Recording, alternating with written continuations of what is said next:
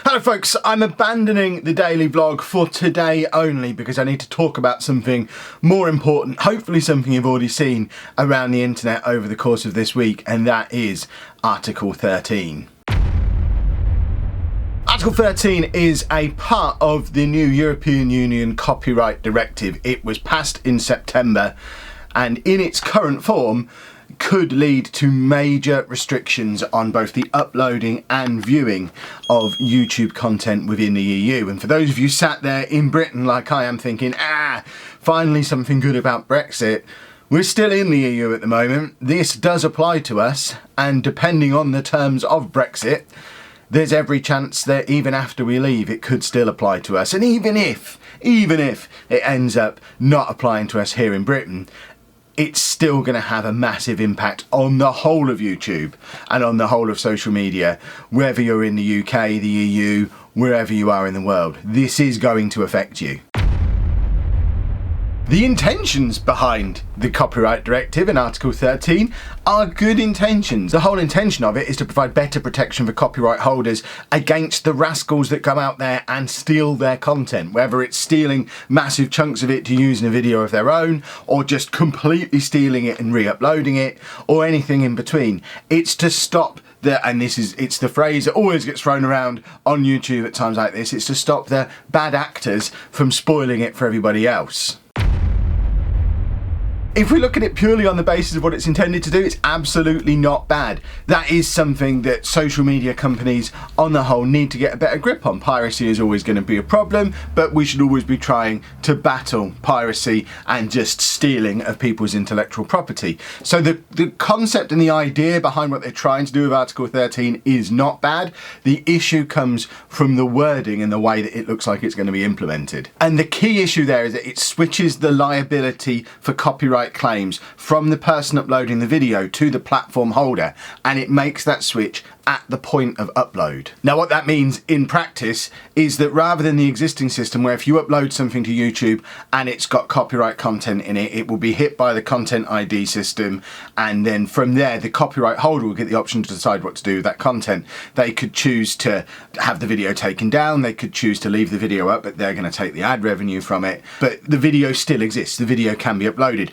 Some creators can even choose to upload content that has copyright songs in there, for example, because they're not bothered about making money off of their video. They just want to create something, get it out there, and they're happy for the people who should get paid to get paid, and that's what the content ID system does currently. But by switching that liability away from the creator to decide whether they want to take the risk with copyright or whether they want to use content that someone else owns the copyright for and effectively pay them for it, it takes that decision and that liability away from the creator and places it firmly on the platform holder, in this case YouTube. So the moment a video is uploaded to YouTube, if there's any copyright content in there, YouTube are immediately liable for that content even before they've had a chance to check the video. So obviously the initial response to that is make sure that anything you upload you own 100%. Now that's easier said than done to begin with, because depending on how you interpret that, and so much of this is open to interpretation at this stage,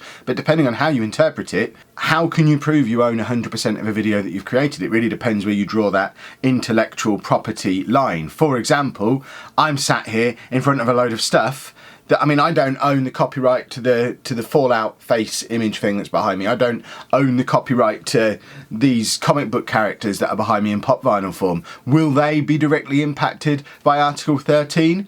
Probably not. They're probably going to be focusing more in on things like music and TV and movies and things like that. But again, it comes down to interpretation.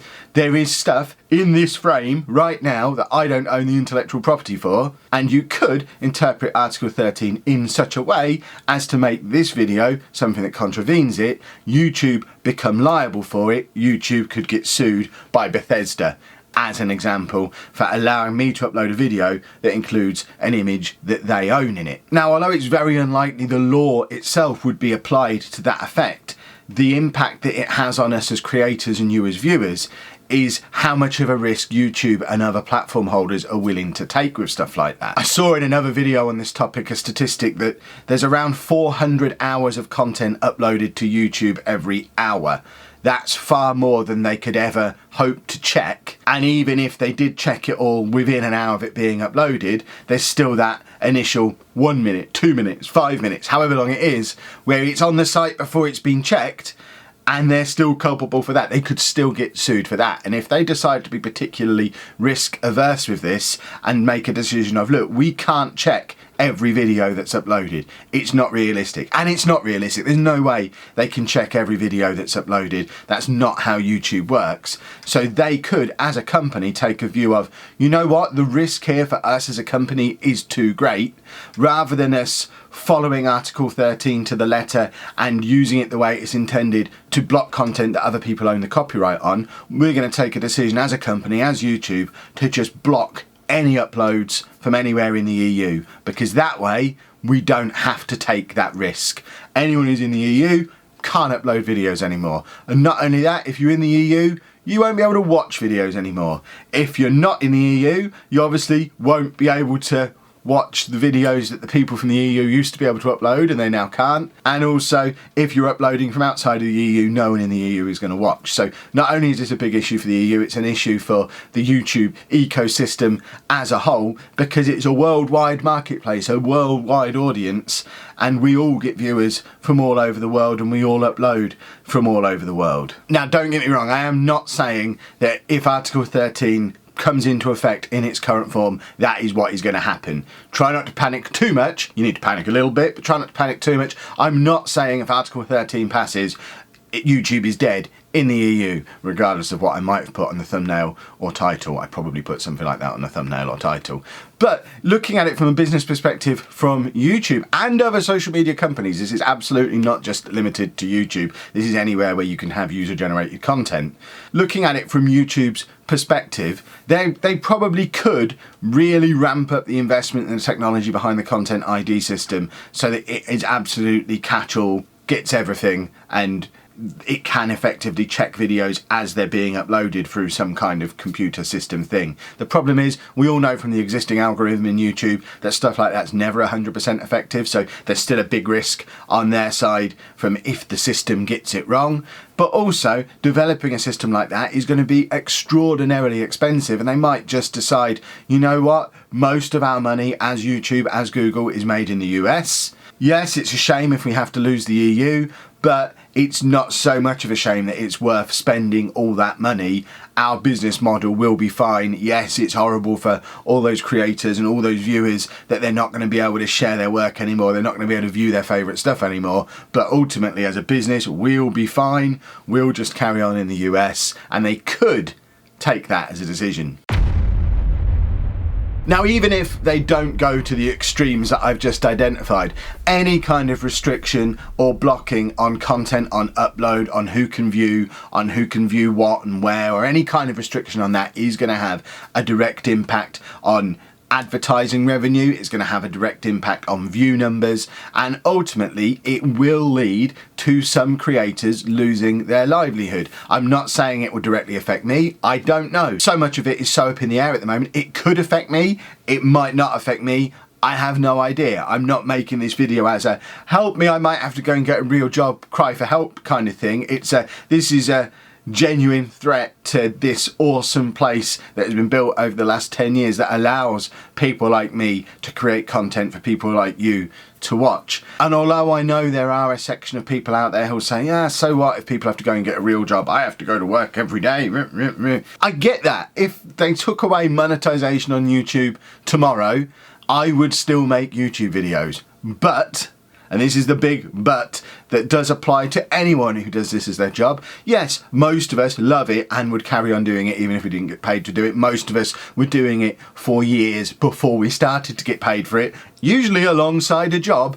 But the thing that you'll notice with those of us who have ever done this alongside a job, we didn't upload as often and the stuff we uploaded wasn't as good, because if you've only got an hour in an evening to throw a video together a few times a week, it's obviously not going to be as good or as frequent as if you can do it as your full-time job. So even if you resent the fact that people like me are able to make an income from making videos like this, if you enjoy watching YouTube videos, which surely you do because you're watching this YouTube video, Article 13 will have an impact on this thing that you enjoy doing, even if it's not the extremes that I've talked about, even if it's just, well, there's going to be less good stuff about.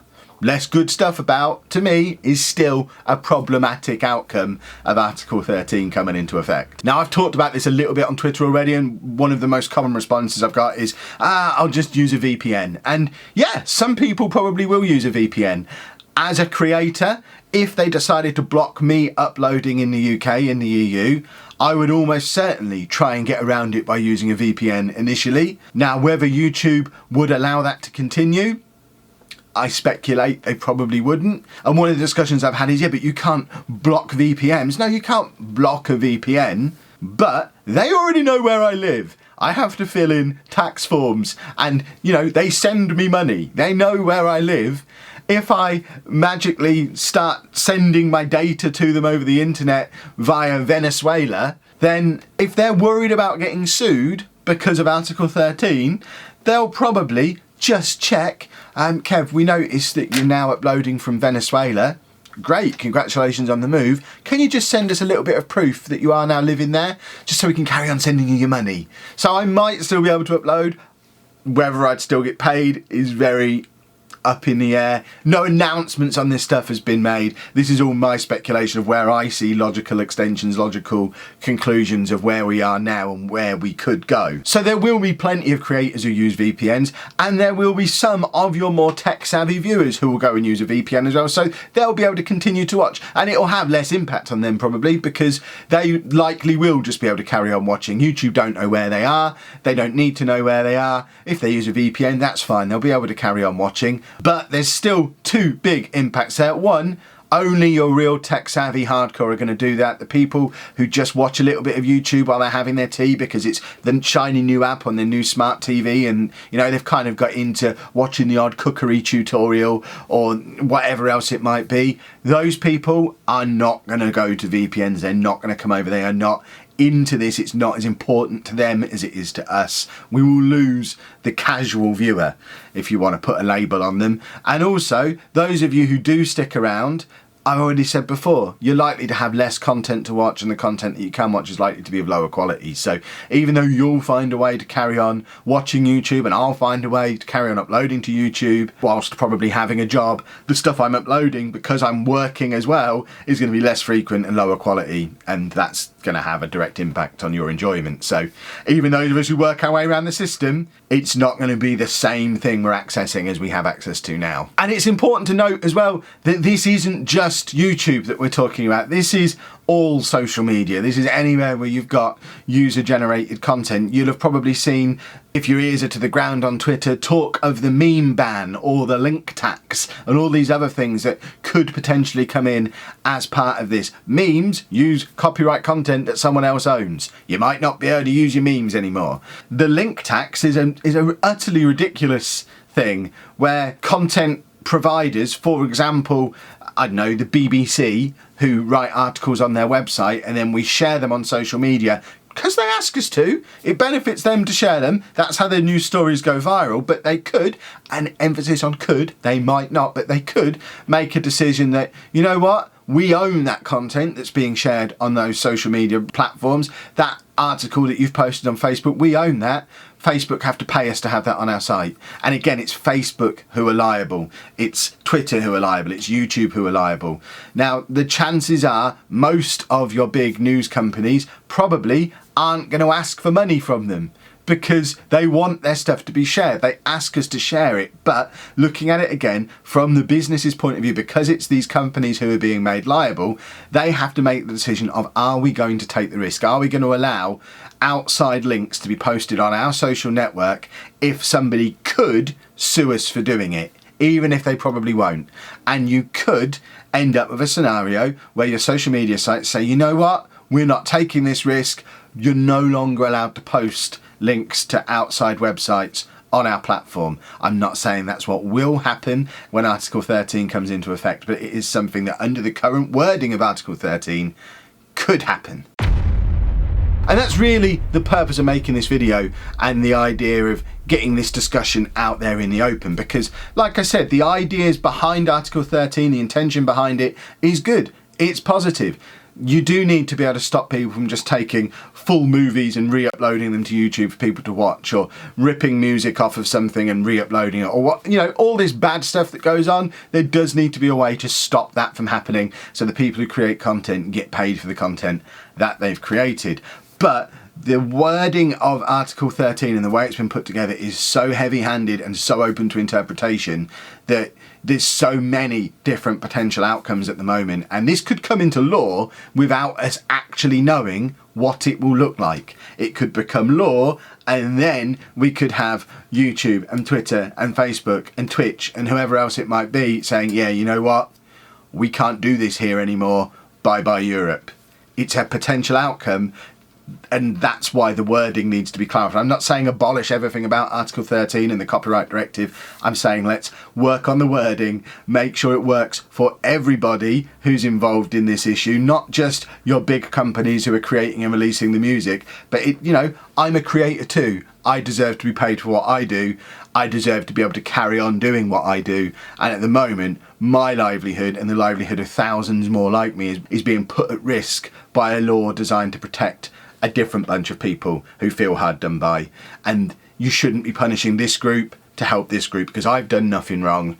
Lots of other creators have done nothing wrong. There's a small group of creators who are scumbags, who are spoiling the fun for everybody, and they're the ones that we need to be focusing on and putting a stop to. So what I would like you to do, if you're concerned about this, what you should be doing if you enjoy watching YouTube, if you're a creator yourself, if you just like being able to have the freedom to watch what you want, how you want to watch it, share what you want on social media, how you want to share it, if you enjoy having your freedom on your internet, you need to start making some noise about this. You need to be using the hashtag Save Your Internet that YouTube have been sharing around this week, or there's a Save Our Internet one as well. Either of them, they're good. There's plenty of other places that you can find out more information about this and find out what you can do to help. I've put some links down in the description, but the key thing at the moment is we need to be making some noise about it. Share this video around. If you don't want to share my video, PewDiePie's made one, DeFranco's made one. There's dozens out there. Share a video around about Article 13, because people don't seem to be aware of it. It's potentially the biggest change that could happen to the way the internet works since the internet became a thing, and we're not talking about it. And that needs to change. It needs to be something that is on our agendas, that we're aware of, and that we make our voices heard, make it clear that we want to keep our internet the way it is at the moment. Got a bit worked up there. Calm down though. Just, you know, bottom line, let's just save the internet, because I quite like it. And the fact that you're watching this suggests you probably quite like it too. Thanks for watching. Normal service resumes tomorrow.